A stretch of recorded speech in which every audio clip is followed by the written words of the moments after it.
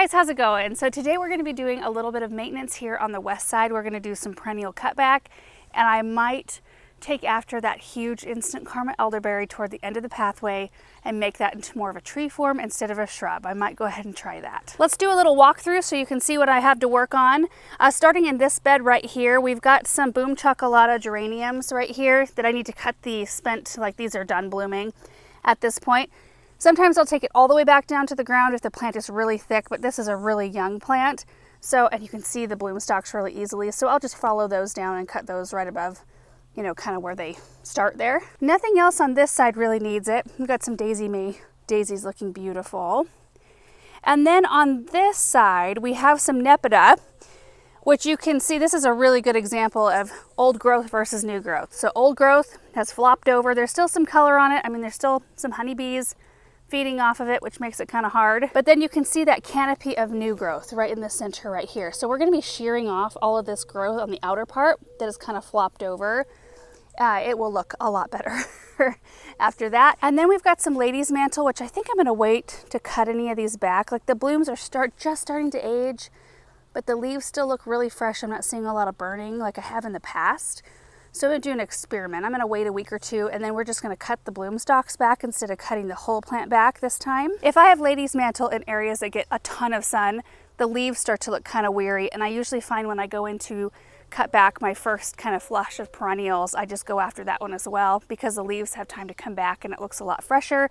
But in this location, I mean, we're almost the middle of the day here and it's still in the shade.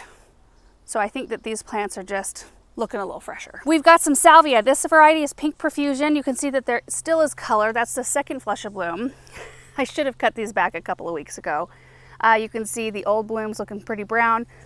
When you cut back salvia, you can be kind of fussy about it if you want. I mean, you can go in and take out all the dead and leave all the fresh stuff, but that would just take forever. And I've only got like 5 plants here, but that'd still take forever.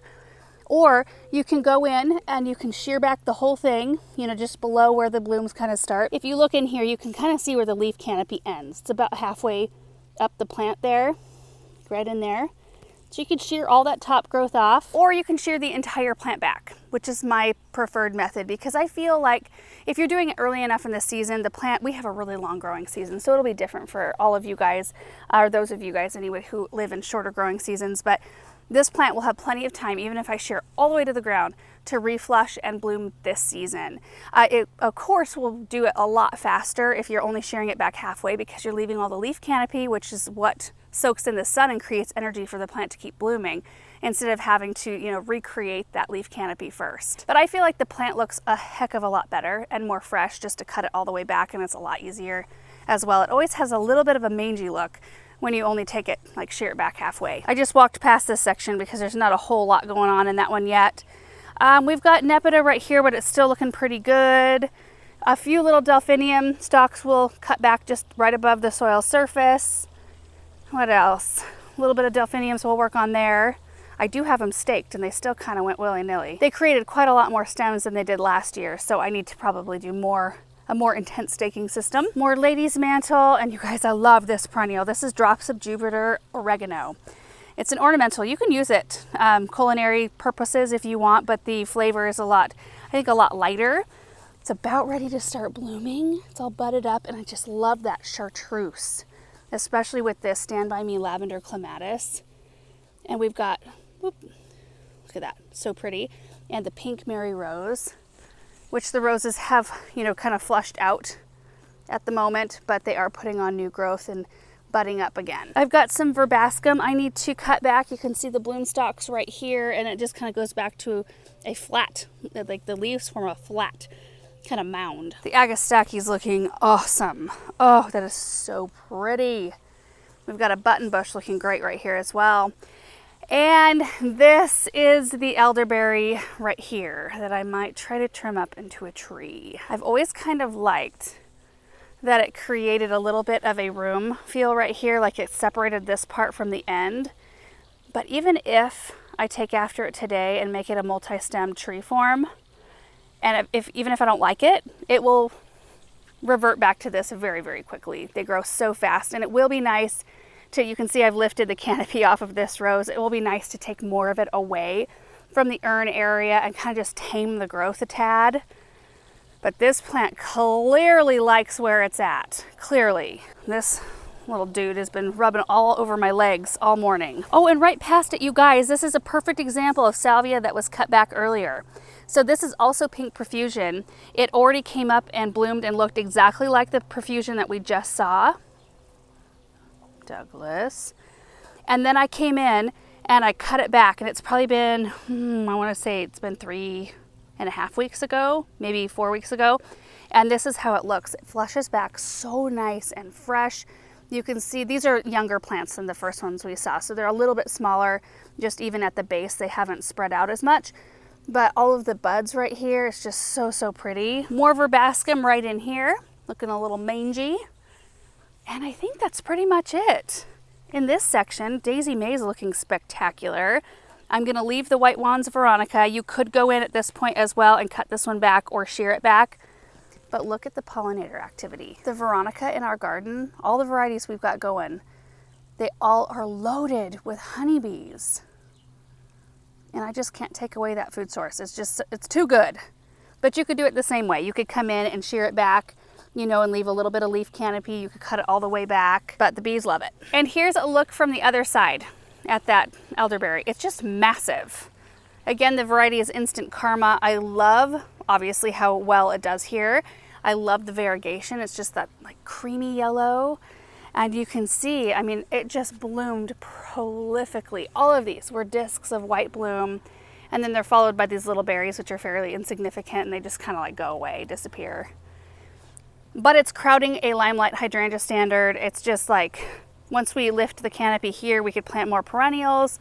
So maybe it'll be a good thing. This cat just follows me all over the place, but then wants to fight. Temperature is supposed to be in the mid 90s today, I think. Let me look. And the high today is 97. Right now we're sitting at about 40% humidity, which for us is high. We're used to about 10. So I'm thankful this area is in the shade. So I'll do my best to capture everything that we tackled this morning, and then we'll do a walkthrough tour at the end. Hold on, PS, just a second. I wanted to show you the tools I'm using. I'm also gonna be fertilizing too. So I have my hedge trimmer right here, which I use for things like the salvia. Because I'm gonna be taking that all the way to the ground and there's really no art to it, this is way easier on my wrist and way easier and faster. I've got my Felco 2s for everything else. For that elderberry, I'll probably have to go grab a pair of loppers. And then in this bucket, I have a mixture of soil acidifier, plant tone, and garden tone from a couple of my past projects. So as I move through this bed and take care of these plants, I'm just gonna side dress them with a little bit of fertilizer, just give them a mid-season boost. And yeah, everything should be good to go. So now let's get started.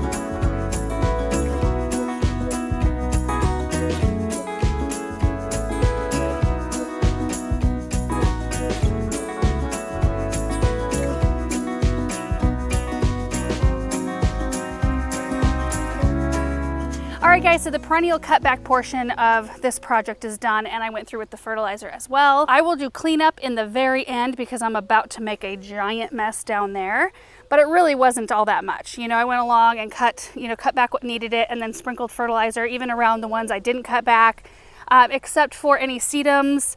I did not fertilize the Nepeta. There's Caryopteris in here I did not fertilize because they just don't tend to need a lot, but I went along and fertilized everything else in here, so everything should be really happy going forward this season. Now the delphiniums, once I got into it, I realized I just need much taller stakes than I have in here, and they still have some color. So I cleaned up a little bit of what was the most mangy and then left them, even though they're still kind of flopped over, just so they can, you know, live out the rest of their days and we can enjoy the color. And then I will cut them back and we'll get better stakes in here. Oh, let's see, not a whole lot down here. Touched up the thrift there, got the verbascum cut back, and the verbascum is cut back right here. So that kind of cleaned up that little space. So now we are gonna get into the elderberry pruning. So I went back to the barn to grab the loppers and remembered that Erin bought a new tool recently that I haven't tried. Like, I haven't even picked it up or touched it until today. So this is gonna be exciting and hopefully a huge help. Battery operated pruners, you guys. They cut up to 1.5 inch diameter branches. I suppose that probably depends on what kind of wood you're cutting. Elderberries is very soft. So I think this is gonna be fun because I will be able to manipulate this easier than long-handled pruners.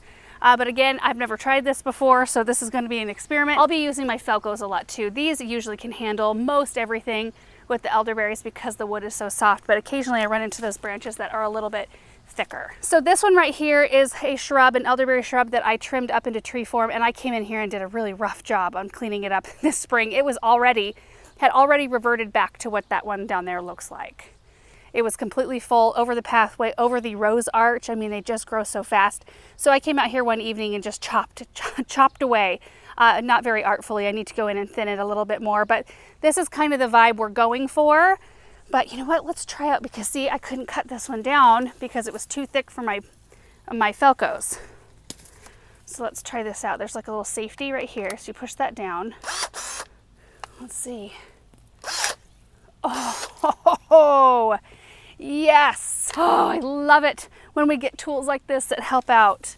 Of course, I mean, I will let you know how I feel about it after I get done with a bigger project, but boy, it's so nice. Let's go root around in this shrub though and see kind of what we're dealing with for framework, because that will make a difference.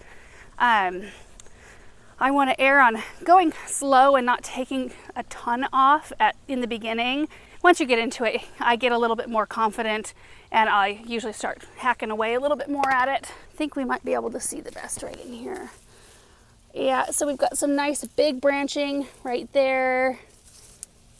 There are some nice big branches in there. I think the first thing we'll need to do is come in here, take out a lot of the undergrowth so that we can see what's going on up above. Okay, so let's do this.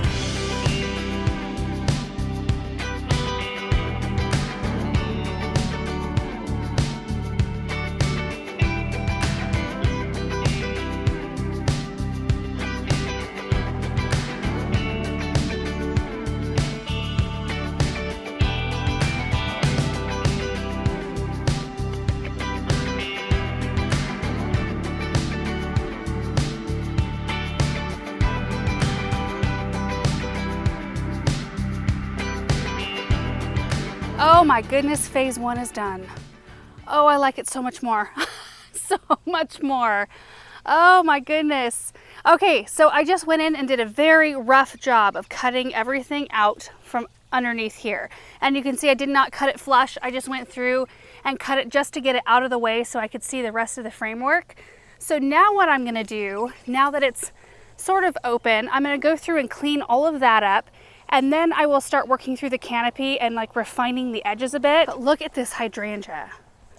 Now it looks like half a plant because of how much that elderberry was just pushing into it. So now it'll have a chance to breathe. It's not going to recover like this season, but it'll have a chance to start filling in right there. And you can see where the arborvitae behind it were just smothered. So we'll clean some of the dead out of that.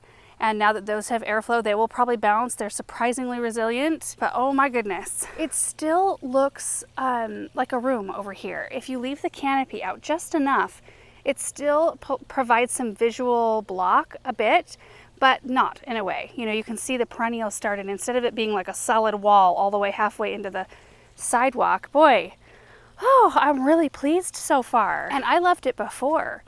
But sometimes you just don't know until you get into the project. So I am just so excited about this. This part is easy. I'm just gonna go in mostly, I think, with the battery operated one, because Well, some with my Felcos too, but I'm getting into the thicker stuff. That's the thing, this whole pile right here, they were all pretty small diameter branches when you're cutting them further away from the base of the plant. So this part will need a little bit stronger pruners. All right guys, let's continue on.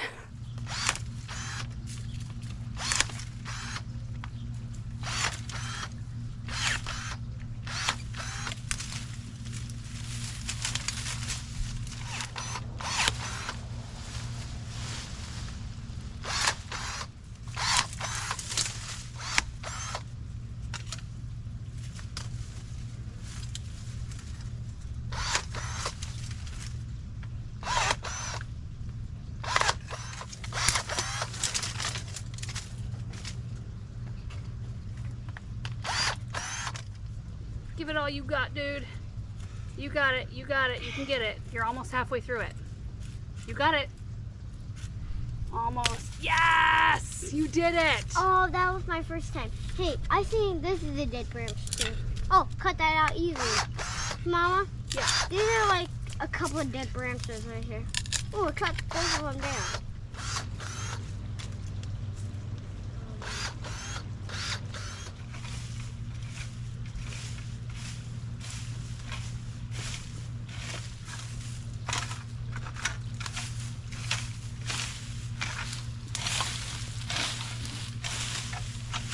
Oh my goodness, you guys, it's done. I think we took about half of that shrub down. I mean, look at this pile. I have to take a break quick because it's about time to water the greenhouse and it's hot today. Oh, a swallowtail. Do you see it fluttering around? Oh, here it comes. Did you see that, bud? Did you see the swallowtail? You know what? It's probably on the superbina. It is. Bud, come here. Do you see it on that superbina in there? Like in the Look, pot? yeah, on the left side. See it fluttering around? See if we can get close. Oh, in the sun. If you guys want butterflies, plant the superbina. My goodness, do they ever love it. Benjamin helped me. You did a good job, bud. He cut out a lot of dead little branches in there, but it's got a canopy that has light and air through it. So the whole thing can breathe, which is nice. I need to do the same with the one I've already kind of pruned up. The canopy is still very, very thick. And this is more the look that I want. I mean, if I'm gonna have it be a tree form, I don't want it to be a big like blob on the top. You know, I still want to be able to see light and air moving through it. And the network of branches left below is kind of pretty. I mean, all of those fresh cut areas, those will lighten in color. So they'll start matching the rest of the color of the branches. So all those spots you won't see. But it's kind of a neat framework, isn't it? And the really exciting part, you guys, is that we've just opened up a ton of space for plants. We can let this one, the Mary Rose right there was getting kind of pushed over, so that will be able to fill in. There's actually salvia, there were two underneath the canopy of this elderberry that I couldn't even see. So I cut those back. There's a couple of back and black sedums that will be so much happier now that they get sun. I mean, look at these right here, get way more sun than those two poor little ones right there. So those will start filling back in. So this space right in here, we can put some things. And we've got a red point maple right above us. So I'm gonna watch this space, but I wanna say that it stays fairly shaded. So how fun would it be to have like all of our full sun stuff and then hostas and then full sun stuff again? I think that hosta texture or something similar to that, something with a big bold leaf under here would look really good. And maybe something blue. So we could do like a lamb's ear or a hosta. But I'm gonna go take a break quick and water the greenhouse, and then we'll be back and we'll clean up this whole thing. We need to blow off the sidewalk. I did walk down and I grabbed the piles already because I drove the gator closer to where I was working, so I did that first. But anyway, we'll do all the cleanup, get the sidewalk blown off, and then we'll take a look at it as a whole. But here is the question. We have two more of these elderberries. Do we do the same thing with these? See this one right here? It's kind of our backdrop though. So I don't know if I want to do it with that one. It's kind of beautiful coming, you know, into the flower bed here. So there's that one, and if we step right around the corner here, there's this great big one. And again, it's more of a backdrop plant, not something that's super close to the edge. You know, we've got all of this stuff close to the edge. So I don't know, I think I'll think on those and we'll see.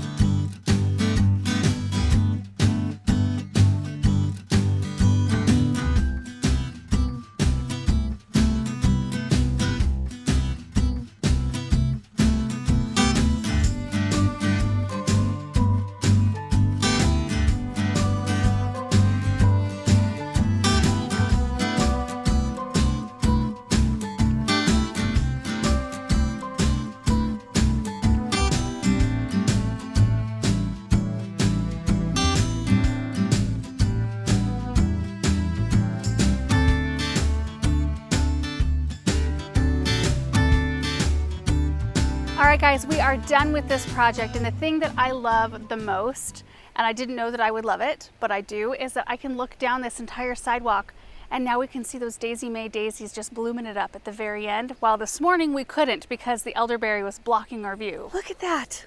You can see them down there. Oh, boy, it just lightened the whole area up having that shrub trimmed up, and I didn't even know it. Isn't that funny? But you know, I would have been just as happy leaving it a shrub because I did like it that way as well. But this way is great too. So we'll do just a little walk through. First of all, those North Pole arbs that Erin tied up this spring, they look really good. We think they've put on even more growth this year. And the ones in our vegetable garden, just a quick side note, that looked so sad last year. Like last year there was a bunch of yellow and brown dead, especially on the backside, which we cleaned off.